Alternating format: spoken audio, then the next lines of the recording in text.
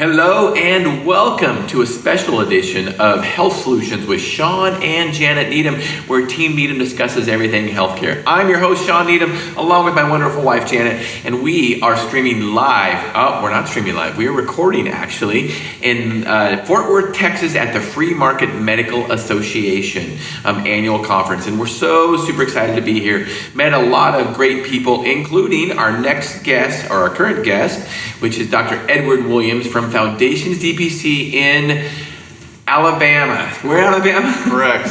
Spanish Fort, Alabama. Spanish Fort, Alabama. I never heard of that city, so it's hard to remember it for me. I don't have a very good memory, I guess. So, Dr. Williams, welcome to our show. Yeah, thank you for having me. I appreciate it. Thanks for being on. So, tell us, you're a direct primary care doctor. You're pretty new to it in the sense of things. Tell us a little bit about your story. Yeah, so started my practice in January of 2021. That was pretty much the product of a, let's just say, less than ideal relationship with my previous employer. Mm-hmm. I used to work for a health system down in Baldwin County, which is where Spanish Fort is. And during the pandemic, they wanted me to do some things that I didn't agree with for my patients. And through that, just fun time in 2020, as we all remember. Throughout that process, I just realized I did not want to give my career to the fee-for-service system. And since I was an employee, I was forced to sit in my office from 8 to 5 every day because that's what I was being paid for. And unbeknownst to them, that's the time I used to study the way out of the system and pretty much had them pay my time to research a business plan and find out about direct primary care, write up my own kind of strategy. And then in September of 2020, turned in my letter of resignation, and then opened my practice in January of 2021. Since then, it's been growing steadily. It's the first one in the area, so education and exposure has been my biggest kind of hurdle. But it is growing steadily, and all my patients love it. I love it. It's just remarkable as to what it can do to the doctors and the patient. It's just incredible. So tell me, Dr. Williams, in your practice, how many employees do you have? Just one, and he is pretty rough to work with. So let's clear that up for the listeners and viewers. It's just me. So that's a rhetorical question because I knew the answer. Yeah. But tell us, it's like, really? You're the only employee? How does that work? So who answers the phones? So I answer the phones. I mop the floors. I take out the trash. I onboard, offboard patients. I do the doctor stuff, which is what I was trained for. The mopping of the floors is pretty tough. But yeah, it's just me. You can really automate and streamline a bunch of different aspects of primary care, direct primary care, and at this conference, you're seeing a lot of the products that I use, and it makes my life so much easier, and primary care is not complicated, especially if you know who to bring on to help you and who to kind of engage with to set up your systems to where it's just smooth and easy. Yeah. Now, I know one of the questions that a lot of doctors worry about when they try to get out of the system is they worry about non-compete clauses. Can you tell us a little bit about that? Oh yeah, I'm actually participating in one right now. So I'm located in Spanish Fort because my non-compete stated that I had to be 20 miles away from the hospital system that I was employed with. So if you want to play with Google, you can pretty much figure out which hospital system I used to work for. They will go unnamed, but on Google Maps, you can superimpose a radius, and I plugged in 20 miles, put it on the hospital, and I am pretty much like a half a mile away from that radius that breaks through the road system there, and that is why I am 20 miles away from my home. But I think that it expires on December 1st of this year. Mm-hmm. So I'm prowling the fences to get back into that area. But it turned out to be a good move, because when I was resigning, they were like, oh, we probably won't hold you up into that non-compete clause. And then less than a month after I stopped working for them, I got a big old lawyer letter, cease and desist. Right. So I decided to not worry about it and just do my own thing on the outside of the fence, and I'm not going to go to court over that. Right. I don't think it's legal, but I think they're big enough to tie me up, and you have to fight it, so yeah. Yeah, that's not a hill I want to go out on.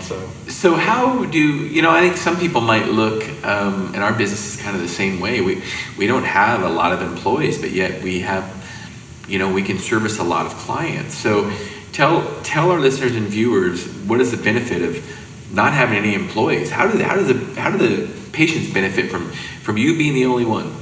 So a lot of stress in fee for service comes along the lines of, and correct me if I'm wrong, from the patients having to deal with front office staff just to get to the doctor who's hiding in a room somewhere in the back.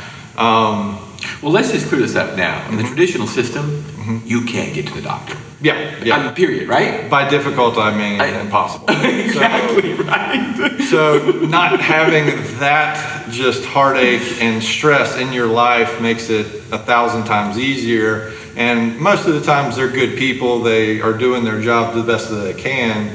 But the patient wants the relationship with the doctor, with all due respect. They don't want the relationship with the gatekeeper or the lady sitting at the front desk that's screaming at you to get your insurance card and you can't find it, and that's just not the way it should go. Or you're a patient needing medications refilled and that's all you need, just let the doctor know, and they get distracted, don't let the doctor know, and now all of a sudden you're up a creek. But not having employees, I'm not saying I'm gonna be solo forever. But it allows my patients to know that on the other end of whatever method of communication they're using, they get me and all my improper grammar and bad attitudes. So they know they're dealing with me, and they love that. Yep. So it's working out the best for everybody, I think. Janet, what questions do you have, Dr. Williams? Well, I think people are starving for that relationship, because previous to the big health networks, people actually did have relationships with their doctors. And the fact that the doctor can actually be in the forefront and actually make those relationships with their patients, don't you find that you actually can give them better service and a higher quality of service, because you can actually find out what they are struggling with versus that 5-minute check the box? Yeah, so I've got the biggest cheat sheet ever, which is time with my patient. So I don't have to kick anybody out after 5 minutes. My visits are an hour long if they need it. Usually they leave. They're like, they're trying to hear you talk. I've got something to do. And I'm like, all right, well, see you later. So a lot of times it's they leave before their time is up. But absolutely. So if a doctor from 1930 came in and was like, hey, how's it going? I want to know what y'all are up to now. And I told him what I was doing. He'd go, okay, so nothing's changed. I go, well, actually, I've got a cell phone now. So we're getting back to the old school way of doing things, house calls, just communication, knowing somebody so well that all they have to do is talk to me, and I go, what's going on? I know something's wrong. So that level of relationships with my patients are what they are starving for, and they haven't had for 20, 30 years. It's just amazing. But yeah, getting back to I'm a 1930s doctor with internet access. That's that's it. So let's discuss some of the technology. So because you leverage some of that to help with patient care, whether it be texting or video conference possibly. Tell us a little bit about that. So when you sign up on my website, it walks you through the process. I get a little text that says, hey, I got a new patient. I'll send you a link that allows you to download this app called Spruce, if I'm allowed to please give them free advertising. Sure. So they download that. That gives them HIPAA compliant, secure access to me because I'm on the other side of it. They can call me, they can text me. If they go, hey, this bump looks weird, I go, okay, send me a picture. They can take a screenshot of it. We can do virtual, like FaceTime type of visits if they don't have time to go into the clinic or something quick, or they have a real quick question like that. Spruce integrates with my billing system, which is Hint, which I just met Zach, which was pretty cool. And then Hint and Spruce integrate with my EHR, so that all I have to do is say, okay, we just had a pretty much conversation about a sinus infection. I can just send that to my EHR, and that's my documentation. So it makes my life a billion times easier, and I don't have to worry about all the little things that I used to have to worry about in fee-for-service when I was, documenting all the silly things like that weren't necessary for the visit. Right. So now, what are your office hours? 24 hours, 7 days a week. Okay. But I'm in the clinic, and that comes with some caveats. So with DPC docs, we're always available to somebody, and that comes with, if you're available to somebody, you gotta be available to somebody. I'm still seeing patients now. I'm in Texas, and my practice is in Alabama. Not a problem. So when you're available for 24 hours a day, you have to kind of set some expectations and some boundaries with your patients, which is totally reasonable, and my patients are okay with that. I'm a human too. I have to sleep. So I just let them know for usually the first visit, hey, I'm available on the weekends and after hours, but just let's make sure it's not for something silly that could have been taken care of during regular hours. But if it's an urgency or emergency, please hit that button on the Spruce app, and it'll bust through my defense mechanisms and let me know you have an issue. So available, yes. Office hours are the regular ones, 9 to 5, 8 to 5. With those hours, I'm fully dedicated to my patients, all their needs. After those hours, if it's an urgent situation, they can get in touch with me. So in a traditional system, most family practice doctors dislike call. And so when they think about direct primary care and they hear, what? You're on call 24/7? I can't believe it. Yeah. So compare your call now, when it's 24/7, to how the call was when you were on call in a traditional system. So in residency, it's a little bit different. You're the one being trained, so you're on call Q3 days, and those are like 24-hour calls. You're staying up all night delivering babies or something like that. When you get out of that and you go into fee-for-service world, I actually signed a contract, and they told me I wasn't going the honeymoon phase. They told me, nope, you don't have to be on call. It's fine. After the honeymoon phase was over, they're like, actually, in this clause in section 5A, if you read it, it says we can change this at will, and now you're on call every other weekend. And I didn't enjoy that. But the call in fee-for-service, when you're a part of a big group, they go, okay, Dr. Williams, you're on call for all these 10,000 patients, and odds are you're going to get some calls from people having some issues. In direct primary care, yes, you technically have your responsibility to your patients, but like I said, you just have to have that conversation when they come in and set those expectations. You are there for them if they need you. If they get in a machete accident, please call me on the weekend. I'm going to stitch you up. But you know them so well, and they know you so well. They're going to respect your time with your family, and they're not going to call you for silly things. I did have to correct one patient when she sent me a picture of a birdhouse at 3 a.m. on a Saturday. She didn't do that again, but set expectations and you're gonna be fine, is what I would tell people. So do you find that they, in the DPC model, where it's a membership model, we'll get into your fees a little bit later, do you find that the more respectful of your time than they were in the fee-for-service when it came to silly call questions, possibly? You know what? In fee-for-service, I didn't get many silly calls or calls at all. They just wouldn't send it down the line to me because there's so many people in front of me. By the time I would get a message, it was either me freaking out because 3 days ago somebody messaged me, oh, I have some chest pain, what do I do? And I'm like, oh my gosh, what is this person still alive? Right. Versus, you know, the calls nowadays, it's not a big deal at all.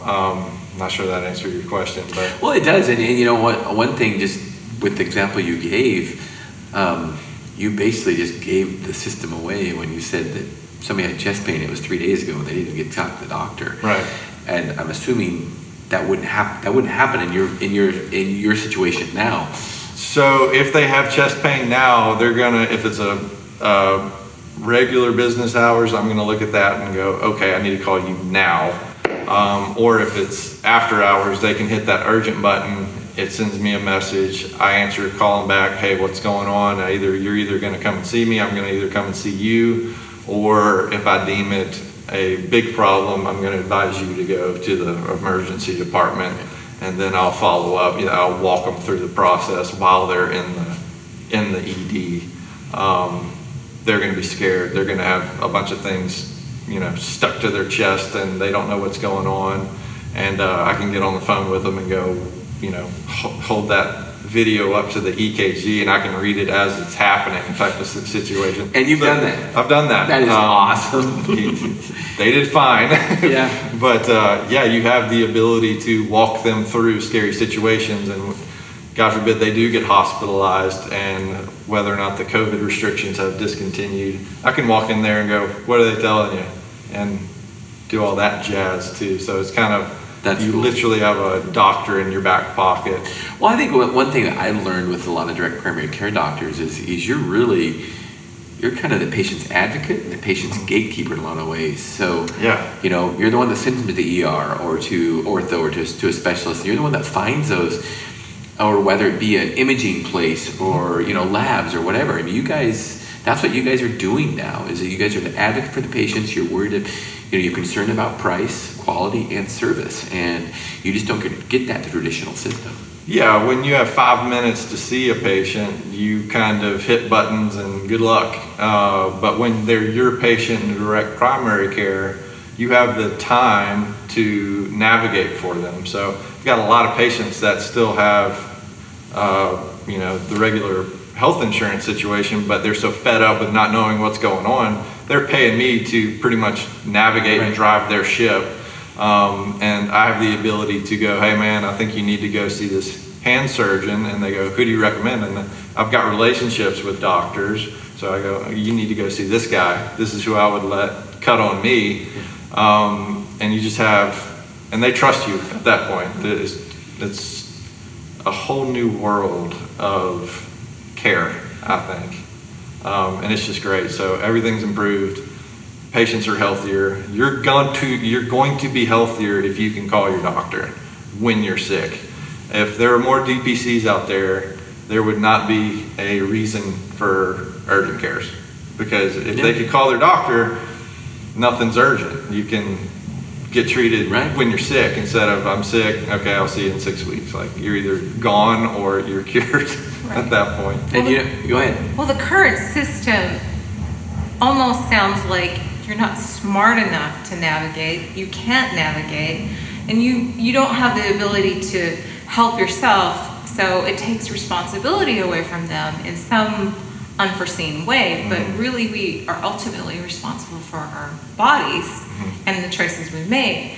But you get to help them in navigation, is what I'm hearing, which is amazing, because that's not what that's not who they are. They're looking for somebody in the profession to say, hey, you need to do this, and who to go to, or even what they need to do at home. One concept, right? Because sometimes people are just given, and we see this as pharmacists, here, take this medication, but then what? Yep. Yeah, and on the medication front, I've got a lot of patients that I go, what are you taking this medicine for? And they go, I don't know. I go, well, what happens if you stop it? And they go, I don't know. you want to try it? Yeah, right. And let me know how you feel. And if they stop it and they feel better, well, lo and behold, maybe don't take it anymore. But y'all have probably heard this a lot. My doctor told me to take it, so I just took it. That's a dangerous sentence. Yeah. I mean, y'all know, you see a list of why are you on 3 different beta blockers? Yeah. My doctor told me to take it. Well, no, maybe we need to look at this. So, like I said, I've been harping on, every aspect of patient care is better with this kind of system. The relationships with my pharmacist, I've got time to go, hey, what do you think about this? Do you think this would be okay for this guy? And the whole team is a team now. It's very little conflict with this kind of modality. I like it a lot. For one, there's no third party involved. I mean, it's you, the doctor, the pharmacist, and there's no third party involved. So tell us, what's the most life-changing, if you've had one, what's the most life-changing story, patient story that you have that probably wouldn't happen in traditional practice but happened in your DPC practice? Preventative medicine, we don't really get to know what we prevented, but there is a story that comes to mind, and it's kind of still pending, but there's this one gentleman who had been kicked around a bunch of specialists, some functional medicine doctors, because they found out that he had like super high testosterone.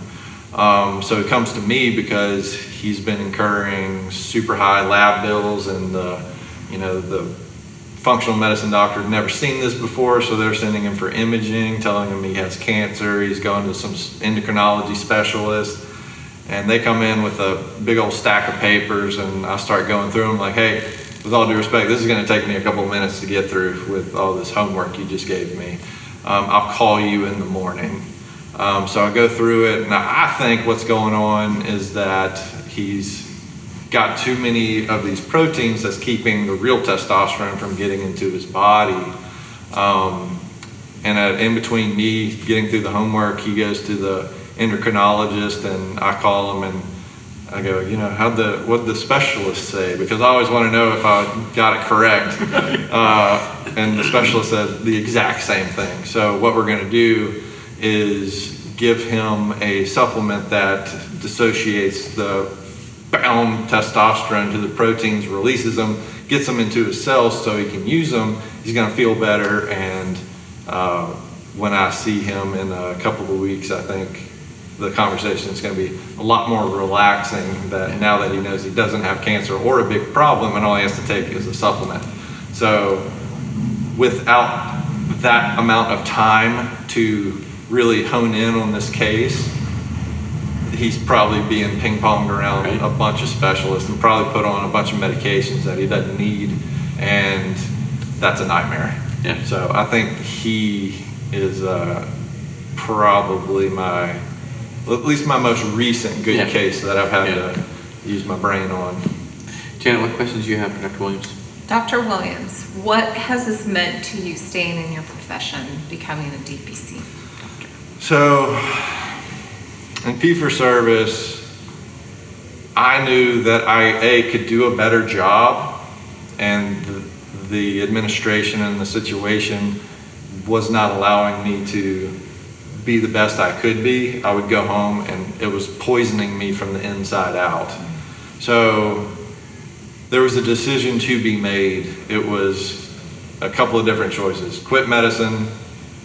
I don't think that would be an option in my 30s. I just don't feel like I've given it my all just yet. Right. Continue down the path of poison, which I knew was going to be detrimental to my home life, being a husband, being a dad.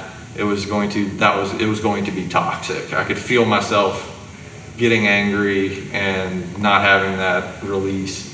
Or I could go down this path of direct primary care. I had no idea what was around the corner of that path, but I figured it's got to be better than the current situation that I'm going down. And so I took that chance, rolled the dice, and it turned out to be pretty okay. And so far so good. And and lo and behold, patients are healthier, happier. The doctor is healthier and happier, and the business is growing rapidly to the point where I'm going to start having to look to expand pretty soon. And that's part of the reason we're here, is to get more ideas and get more kind of allies in this situation where these DPC practices are popping up all over the place, and we're here to support that. So. Yeah. So you had some help kind of set up your practice. Can you tell us a little bit about that? Yeah, so doctors are pretty good at medicine. We aren't very good at many other things in the business world. So, and I kind of looked back, and you think you know everything coming out of residency. You're pretty, I'm not going to use some certain language here, but arrogant might be a good adjective. But I mean, I got out of residency, signed a contract. That contract turned out to be a nightmare. So I kind of didn't trust myself to do it on my own, you know?